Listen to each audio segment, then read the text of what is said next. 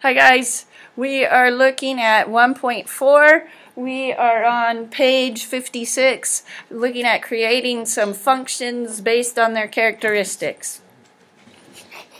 Here we go.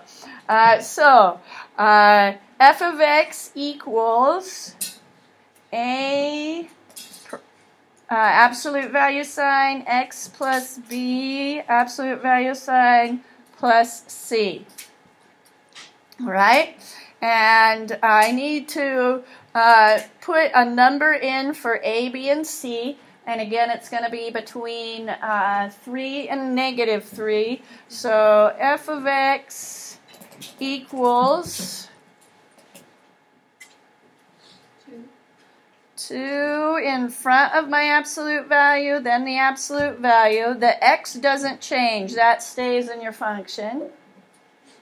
Now I'm going to put plus or minus something. Plus or minus, Brody? Plus 1. Oops. And then I'm going to add or subtract something off the end. 3. Add 3. Okay, so I should have wrote that smaller. Can you guys see what I have? Yes. Okay, 2 absolute value x plus 1 absolute value plus 3. So they told me absolute value. I looked over on page 56 and found the generic form of that equation. I substituted in some numbers.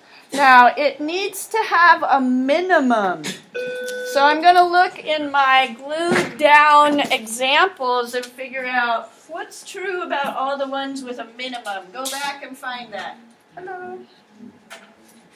Alrighty. Bye. Oscar, your turn. Okay, as I look back and I find the absolute value family, quadratics, absolute value. Alright. We need one with a minimum. So absolute value, here's one. V has a minimum, and D has a minimum. Okay? Now, how are they different than the two that have a maximum? What do you notice in the function that maybe we can generalize? Absolute value, absolute value. What's different? What do you see? Here are two that have the minimum that we need. And here are two that we want to avoid because those have absolute maximums. They have something different in their formula, these two, than these two. Does anybody see something they think it is?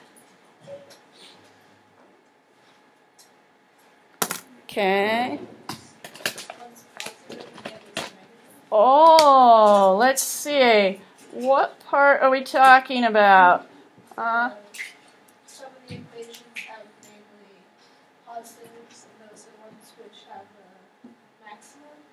And the ones which have the minimum have negative.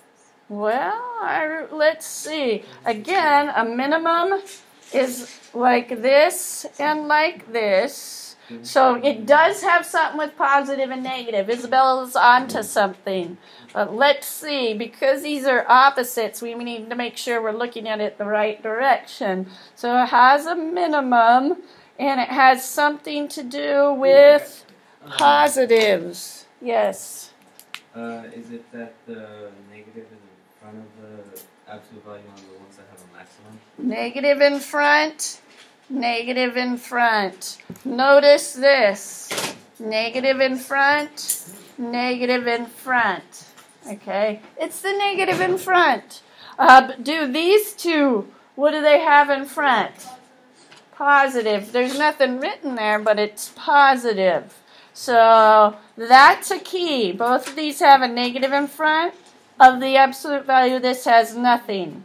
And again, we want one that has a minimum, so we want it to look like this. It needs to be positive in front. Is our 2 positive? Woohoo!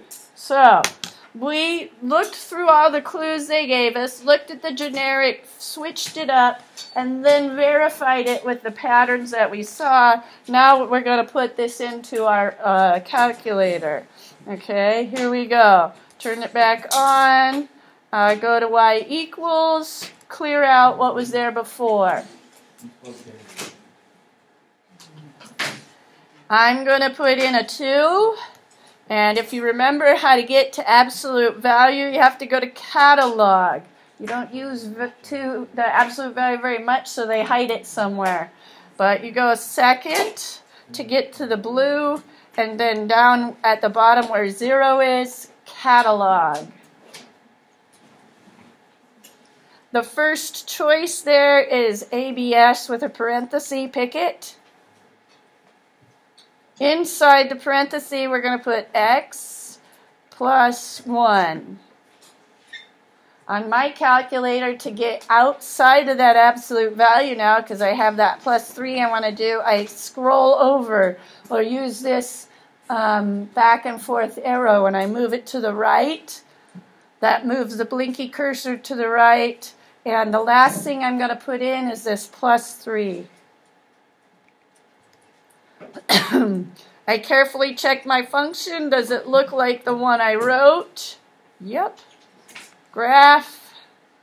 Nice. And it needed to look like these absolute values, and it needed to have a minimum that works. Now I'm going to sketch it.